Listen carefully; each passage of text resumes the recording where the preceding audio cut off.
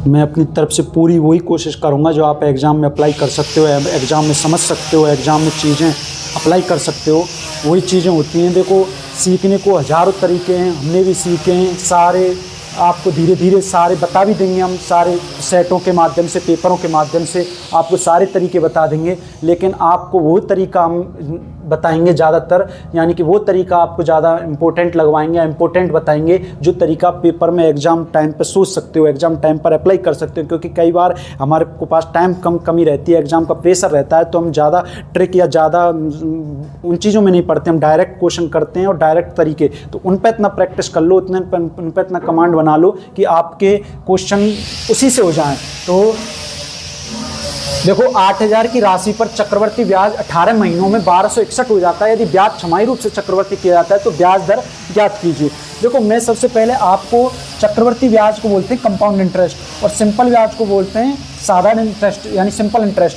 CI तो होता है ब्याज पर ब्याज लगता है। मैंने आज आपसे 100 रुपये उधार लिए, कल आप 2% की ब्याज पर, तो अगली साल जो होगा वो 100 पे तो ब्याज लगेगा ही लगेगा। वो 2% जो निकल के आया ब्याज, इस साल का जो ब्याज हुआ ना, उस ब्याज पर भी ब्याज लगेगा। यानी कि ब्याज पर भी ब्याज और मूलधन पर भी ब्याज। लेकिन एसआई में ऐसा नहीं होता। एसआई में सिर्फ मूलधन पर ही ब्याज लगता है, ब्याज पे ब्याज नहीं देना पड़ता।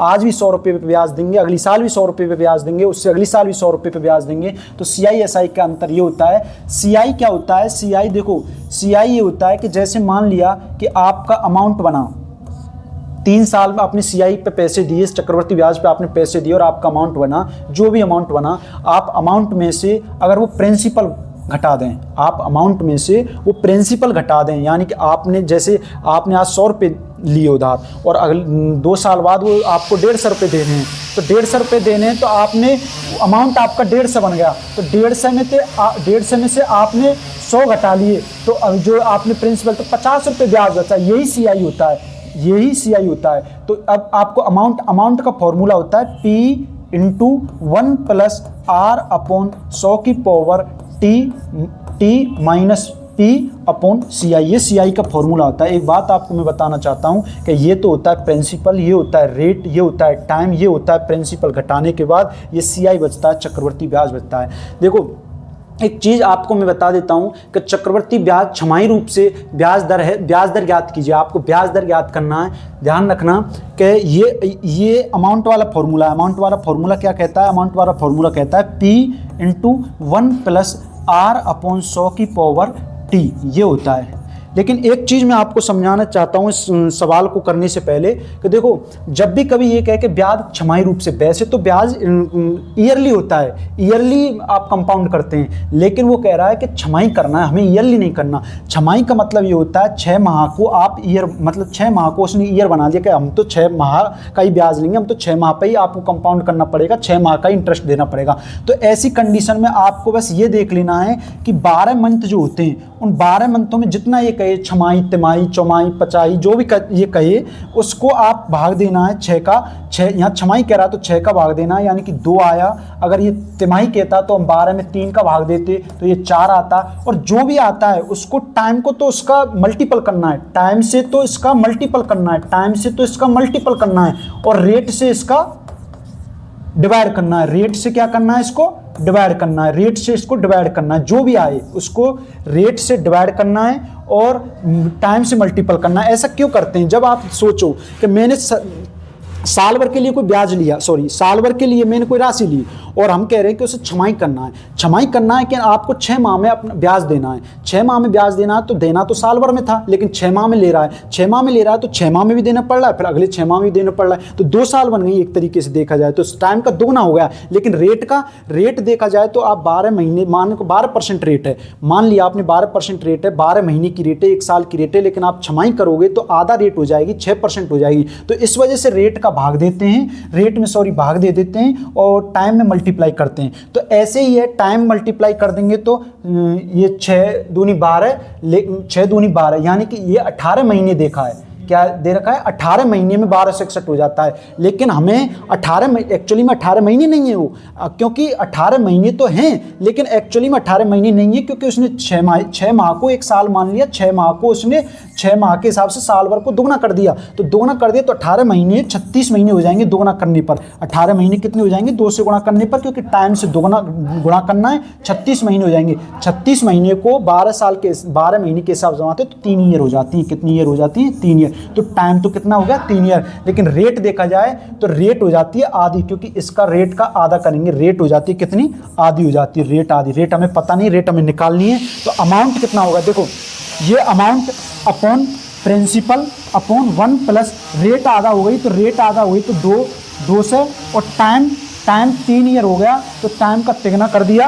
अब अमाउंट क्या होता है, प्रिंसिपल तो होता है 8000 की राशि पर। 8000 की राशि आपने दी तो 8000 की राशि तो प्रिंसिपल हो गई, लेकिन आप प्रिंसिपल को नीचे लिख लिया, लेकिन 1261 आपको ब्याज। मैं कह रहा हूं कि आपने 8000 की राशि दी, बहुत सुंदर, आपने 8000 की राशि दी और 8000 की राशि पर आपको 1261 ब्याज प्राप्त हो गया। बहुत अच्छे, 1261 आपको ब्याज प्राप्त हो गया। 8000 की राशि थी, आपने देखा कि विनिमय 161 हो जाएंगे। ब्याज और प्रिंसिपल बनके, प्रिंसिपल जुड़ के ही तो अमाउंट होता है, ब्याज और प्रिंसिपल जुड़ के ही तो अमाउंट होता है, तो वो अमाउंट यही तो है। तो विनिमय 161 यही तो अमाउंट है। लेकिन आप इसे देखोगे तो 1 प्लस आर की पावर 2, आर अपॉन 200 की पावर 3, आप इस 3 को इधर लाओगे तो यानी कि आपको वो करना है, इसका 3 को आप इधर लाओगे, अगले स्टेप में करते हैं। 3 को आप इधर लाओगे तो आपको कैसे करना है, ये विनिमय 161 upon 8000 upon 1 plus R upon 200 हैं, ये आपका है। और आपको इसका तिगुना करना है, यानी कि √3 में करना है, 3 रूट में करना है, 3 रूट में करना है। तो आप देखो ये तो देखा जाए तो 3 रूट में करने के लिए यानी कि आपको ये तो 20 हो गया, कि 20 × 20 × 20 करेंगे तो 8000 हो जाएगा। 21 × 21 × 21 करोगे तो विनिमय 161 हो जाएगा। आपको मैं एक चीज़ बता देता हूँ, हम भी लिखा देंगे, लेकिन आप भी अपनी तरफ से थोड़ा सा प्रयास ये करेंगे कि 30 तक तो आपको वर्ग ज्ञात करने हैं, और नहीं सॉरी 50 तक तो आप तक वर्ग ज्ञात करने हैं, और 30 तक आपको वो क्या क्यों याद करने हैं। और ये आपको पेपर में हेल्प मिलती है। अगर आपको डायरेक्ट याद करने की तो आप निकाल भी सकते हैं, निकालने के भी तरीके बताएंगे, लेकिन आप क्या है कि याद कर लोगे तो पेपर में थोड़ा सा स्पीड बन जाती है, पेपर जल्दी सॉल्व हो जाता है। तो विनिमय 161 है, विनिमय 161 यानी कि 21/20 और बराबर 1 plus R upon 100। 1 plus R upon 100, 1 को इधर लाएंगे तो माइनस, यानी कि 21/20 माइनस 1 अपॉन आर अपॉन 200। 200 है, 100 नहीं है, 200 है। तो आप एक यानी 1/20 × 200 इधर आ जाएगा, और आर यानी कि हमने देखा ये 10 बार कट गया, तो आर का मान जो आ गया वो 10% आ गया। उम्मीद है आप सबको समझ में आया होगा, और उम्मीद है आप सबको ये समझ में आया होगा। 10% रेट आ गई और 10% आपका आंसर है। और अगला क्वेश्चन आप देखोगे, और अगला क्वेश्चन है आपकी स्क्रीन पर, ये आप इसे थोड़ा सा जूम कर देते हैं और इसे पढ़िए आप।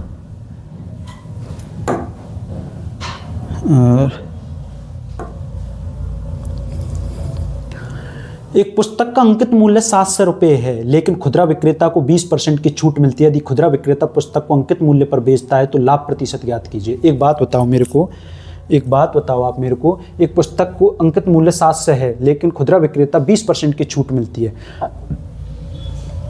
कोई खुदरा विक्रेता है, देखो इस सवाल को मैं 2 चीज़ें इस सवाल में आपके लिए बताऊंगा। सबसे पहले तो देखो सीपी होता है, सीपी पे अपन कुछ मार्क करते हैं, कुछ बढ़ा के लगते हैं और अंकित मूल्य लिख देते हैं। यानी कि 100 रुपये तो उसकी कॉस्ट प्राइस थी, रियल प्राइस उसकी 100 रुपये थी, आपने उसे कुछ मार्क प्राइस कर दिया, उस पर 150 लिख के मार्क कर दिया, तो उसे एमपी बोलते हैं। और एमपी पे कह दिया आपने 150 पर, ये 20 रुपये की छूट है तो 130 में आपको मिल रहा है, तो 130 आपका एसपी, यानी कि 30 में मैं खरीद रहा हूँ और 30 में बेच रहा हूँ, और एससीपी आपका ये हो, और इस पर बढ़ा के आपने मार्क प्राइस कर दिया। ये एक प्रोसेस होता है। लेकिन आपको एक मैं बात बताऊँ, जैसे 700 रुपये है, आपने कहा कि एक पुस्तक का अंकित मूल्य 700 रुपये, खुदरा विक्रेता जो है उसको 20% की छूट मिलती है। या तो आप इसका 20% निकालो, और 20% निकाल के उसको घटा दो, या भी 100% है ये 100%, 20% की जब छूट मिलेगी तो 80% पे तो ही बेचेगा, तो 80% ही निकाल लो डायरेक्ट। मैंने इसका 80% निकाला और 80% निकालने के बाद मुझे पता इसका जो 708 7 56 560 रुपये उसका विक्रय मूल्य है। यानी खुदरे विक्रेता 700 रुपये की वस्तु थी, 20% की छूट पे लाया, 560 रुपये की लेके आया। लेकिन उसने क्या किया, 560 रुपये की वस्तु वो लेके तो आया, लेकिन उसने वापस 700 पे ही बेचा घर आके। 700 पे बेचा तो कितना 140 रुपये का उसे फायदा हुआ। और कितने पे 140 रुपये कितने पे फायदा हुआ, 560 पे फायदा हुआ, क्योंकि वो 560 की लेके आया, 140 बढ़ा के उसने।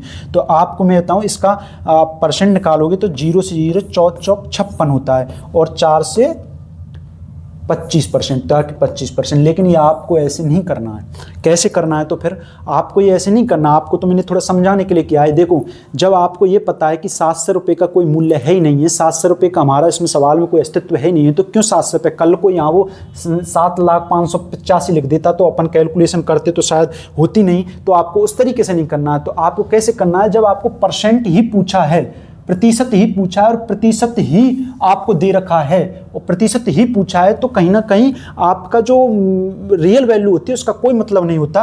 और इस तरीके से सवाल को करने का ये तरीका है, करने आपको इस तरीके से। और कैसे करना है कि मान लिया को खुदरा उसकी मार्क प्राइस 100 थी, 80 यानी कि 20% की छूट मिली, तो खुदरा विक्रेता वाला 80 में लेके आया, लेकिन 80 में लाया और 100 में फिर उसने वापस बेच दिया। उसने 100 की वस्तु थी, खुदरा विक्रेता गया, उसने 20% की छूट मिली, मान लिया 100, हमने 100 अपने हिसाब से माना है, 100 20% छूट मिली तो 80 का लेके आया। लेकिन 80 का वो लेके तो आया, 80 का लेके उसने वापस क्या किया, तो उसने घर लाके उसको वापस 100 पे बेचा, उसने मार्क प्राइस पे बेचा। तो कितने रुपए एक्स्ट्रा कमाए उसने, 20 रुपये एक्स्ट्रा कमाए, कितने पे, 80 पे। और आपका परसेंट निकालोगे 20 चौका 80 होते हो 4 से 25%। तो आपको इतना नहीं करना पड़ेगा। होने को तो सर इससे भी हो जाएगा, होने को तो सर ये इससे भी हो रहा है, लेकिन ये 700 है, कल को या कुछ भी बड़ी संख्या हो जाती है तो कैलकुलेशन करने में टाइम बर्बाद हो जाता है। क्यों ना, जब हमें ज़रूरत ही नहीं है तो क्यों ना हम इस तरीके से करें कि आंसर जल्दी आ जाए।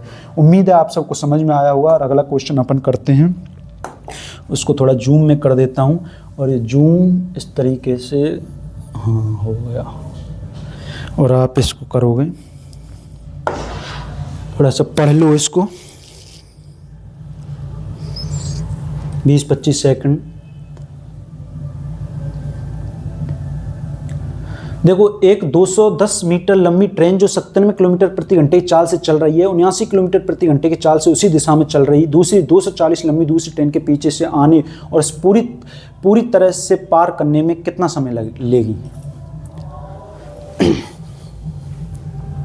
देखो, मैं आपको 2-3 चीज़ें बताऊंगा इस क्वेश्चन में। मैं आपके सोच मतलब इस हिसाब से बताने की कोशिश कर रहा हूँ कि आप थोड़ा समझें चीज़ों को और जानें। भले आपने थोड़ा बहुत पढ़ा हो, लेकिन इन क्वेश्चनों के माध्यम से भी आप बहुत कुछ समझ जाएं, बहुत कुछ सीख जाएं। उम्मीद है और आप ऐसे ही समझ पाओगे। देखो, एक ट्रेन है, अगर वो ट्रेन इधर जा रही है और दूसरी ट्रेन भी इधर जा रही है, माना कि ये 100, मैं 100 की चाल से चल रहा हूँ और ये भी मेरे साइड वाला 50 की चाल से चल रहा है और एक ही दिशा में जा रहे हैं। तो एक ही दिशा में जा रहे हैं, तो अगर हम दोनों 50-50 की से चलें तो हम बराबर चलेंगे, हमें कोई अंतर नहीं आएगा। लेकिन अंतर किस वजह से आ रहा है? अंतर आ रहा है कि मैं 50 की वो चल रहा है, 50 की मैं चल रहा हूँ, लेकिन 50 से भी ज़्यादा 50 की और चल रहा हूँ, 100 की चल रहा हूँ मैं। तो वो अंतर 50 की चाल से आ रहा है, तो अंतर आ रहा है। तो इनके जब समान दिशा में हम चलते हैं तो वो करते हैं, 100 में से 50 गया तो 50, तो जब समान दिशा में करते हैं तो इनकी चालों को माइनस करते हैं। लेकिन जब विपरीत दिशा में करते हैं तो इनकी चालों को प्लस करते हैं। मैं भी इस तरह 100 से आ रहा हूँ, वो उधर भी 50 से आ रहा है, तो 150 की स्पीड जब हमारी बनेगी तो हम एक चीज़ तक पहुँचने में बहुत, दोनों, मेरी भी स्पीड काम आएगी, उसकी भी स्पीड काम आएगी, तो दोनों की जुड़ जाएगी। तो 150, जब विपरीत होता है तो 150 और जब समान होता है तो -100। अभी आप ये कह रहा है कि एक ट्रेन थी जो 97 किलोमीटर की चाल से चल रही थी, दूसरी ट्रेन थी जो 79 किलोमीटर की चाल से चल रही थी। अब दोनों एक ही दिशा में चल रहे हैं, तो 97 में तो 79 गया तो 18 किलोमीटर, कितना, 18 किलोमीटर। 97 में से 79 गया तो 18 किलोमीटर प्रति घंटे की चाल से, यानी कि ये इसको पार कर जाएगी। कि भाई ये 97 में ये धीरे से चल रही है तो ये आगे निकल जाएगी, लेकिन ये कितने से आगे निकलेगी, सिर्फ 18 किलोमीटर करते, बाकी तो इनकी दूरी समान हो जाएगी, 79। तो अब ये आएगी तो इसकी दूरी अपन, अब जब ये पार निकलेगी तो अब ये कह रहा है कि कितनी देर में पार करेगी। पार कैसे करेगी? एक तो इसकी दूरी यहाँ है और यहाँ ट्रेन ये अगली वाली यहाँ पहुँच जाए, तो अपन यही तो कहेंगे कि पार हो गई ट्रेन। पार हुए तो ट्रेन, यानी कि ये दूरी भी इसने ज्ञात की, ट्रेन ने ये दूरी भी ज्ञात की, यानी कि दोनों की दूरी ज्ञात की। और दोनों की दूरी कितनी है? 210 प्लस 240 यानी कि 450। और 450 ध्यान रखना ये मीटर है, इन चीज़ों को बहुत ध्यान रखना, ये मीटर है। और 18 किलोमीटर ये किलोमीटर में। तो आप ऐसा करो 18 5/18 से मीटर प्रति सेकंड में चेंज कर दो। 18 से 18 गए 5 मीटर प्रति सेकंड। ये 450 मीटर है, या 5 मीटर प्रति सेकंड से अपन भाग देंगे तो कहीं ना कहीं 90 सेकंड में ये एक दूसरे को पार कर जाएंगी। 90 सेकंड में ये 90 सेकंड में एक दूसरे को पार कर जाएंगे। उम्मीद है आप सबको समझ में आया होगा। अपन अगला क्वेश्चन करते हैं, और अगला क्वेश्चन आपकी स्क्रीन पर है। आप थोड़ा सा ऐसे पढ़ लिया करो और थोड़ा सा समझने का प्रयास किया करो कि क्या इसमें करना होगा हमें।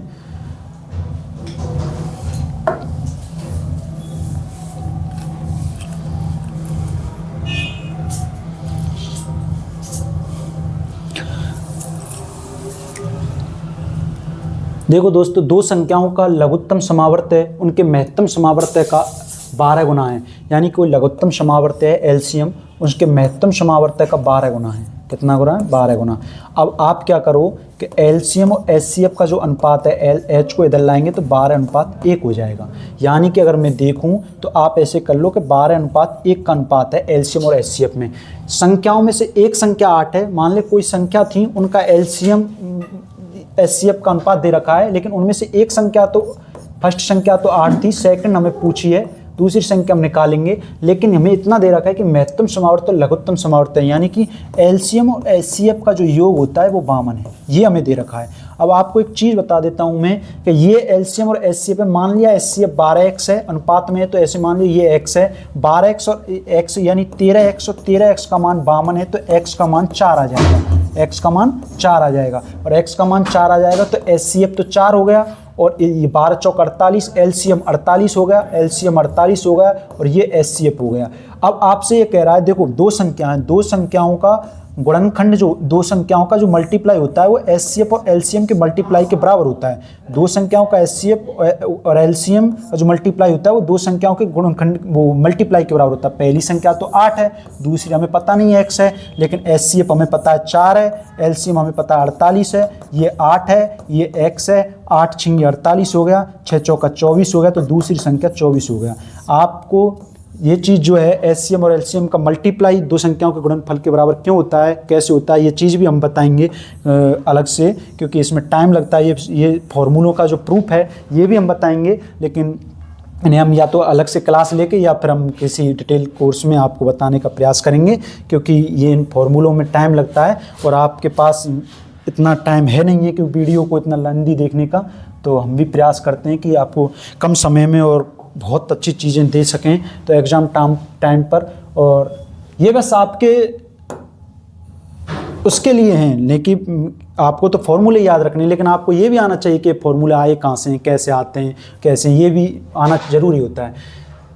तो ये आपका अगला क्वेश्चन है। एक व्यक्ति अपने धन का 18% खो देता है और शेष का 87% खर्च करने के बाद उसके पास 122 बचते हैं। उसके पास मूल रूप से कितना धन था? मूल रूप से कितना धन था? देखो, एक व्यक्ति अपने धन का 18%, मान लिया 100 धन था उसका, मान लिया हमने, और 100 धन में से 18% खो देता है। 18% खो देता है, 18 तो उसने खो दिया, 18%, 100 का 18%, लेकिन बचा कितना? फिर 82 बचा। अब ये कह रहा है कि 82 का शेष का, ये जो 82 है ये तो खो गया, शेष का जो बचा है 82 का 87% खर्च, जब इसका ये अपने आप में 100 हो गया, ये अपने आप में 100 हो गया, जो बचा धन है हमारे पास ये 100 है, इसका आपने 87% खर्च कर दिया। जब 87% आप खर्च कर लो, या तो इसका 87 निकाल के से हटा दो, या आप ऐसे करो 87 जब खर्च करते हो तो 13% बचा है। कितना बचा है? 13% बचा है। और ये कह रहा है कि उसके पास अब 13% नहीं 122% बचा है, यानी कि अगर हम परसेंट में देखें तो इस हिसाब से बच रहा है, और अगर वो कह रहा है कि 122 बच रहा है तो ये इसके बराबर है 100% है। 18% खो गया, 18 तो खो गया, 82 बचा। अब जो बचा है उसका 87% उसने खर्च कर दिया, लेकिन बचा कितना? जो भी बचा है उसका 100% है। अपने आप में जब 13% चला जाएगा, सॉरी 87% चला जाएगा तो 13% बचेगा, और वो 13% इतना है 122। अब आपको इसकी कैलकुलेशन करनी है, और मुझे उम्मीद है कि कैलकुलेशन आपको उस तरीके से करनी है जो आप एग्जाम में अप्लाई कर सकते हो। ये परसेंट का यहाँ से आया। अब देखो, आप 2 से कटोगे तो 61 बार कट जाएगा, और 2 से ये 41 बार कट जाएगा, 2 से ये 41 बार कट जाएगा। आपको क्या करना है? 61 हैं, और ये इधर 100 इधर चला जाएगा, 13 इधर और 41 इधर आ जाएगा। बचा यहाँ 1, लेकिन हमें चाहिए 100 का मान, तो 100 का मल्टीप्लाई और करेंगे, तो 100 का मल्टीप्लाई अपन करेंगे तो 100 का मल्टीप्लाई और करना पड़ेगा। तो ये 100 का मान ही हमें चाहिए कि मूलधन कितना था, 100 था, तो 100 का मान अपन को चाहिए। अब 100 का मान अपन को चाहिए तो आप क्या कर सकते हो, देखो ना तो ये 41 से कट रहा, ना ये उससे कट रहा, और ऑप्शन इन दोनों में से है, लेकिन इन दोनों में से भी आप है तो एक पॉइंट में है, ज़्यादा अंतर नहीं है, तो आपको करना पड़ेगा। और करना कैसे है कि 13 का 41 से गुणा करोगे तो यानी कि 13 चौका 52, 520 और फिर प्लस 13 यानी 533। नीचे का अंश तो आ गया 533 और ऊपर का आ गया 610000। अब आपको इससे भाग देना है, एक बार 533 यानी कि 67 और 10 77 यानी कि 77 बचा। 610 में भाग दोगे 533 का तो 77 बचा, लेकिन आपको फिर यहाँ से 0 कैरी कर लेनी है, फिर आप भाग दोगे, फिर भी एक बार जाएगा 533। अब कितना बचेगा, तो 67 और 167 यानी कि 167 बचेगा।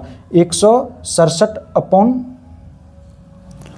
167, 533 167 और प्लस 70, 167 770, 167 यानी 70 यानी 7 6 13 2 और ये बता 237। लेकिन आप इसे 0 करोगे, कैरी करोगे, फिर आप इसमें 4 का भाग दोगे तो 4 का गुणा करोगे तो 4 3 12, 4 3 12 13, 4 5 20 और 2132 आ गया। 2132 2370 में से 2132 घटाएंगे, 2132 घटाएंगे तो 68 168 और 70, 8 7 6 13 238 और फिर 0 कैरी कर लेंगे, लास्ट 0 थी, 0 कैरी कर लेंगे, 238 और 0 यानी कि आपको यहाँ लगाना है। अब एक फिर 4 बार भाग जाएगा इसका, 1144 पॉइंट कुछ आएगा, और जो 1144 पॉइंट कुछ ये ऑप्शन है।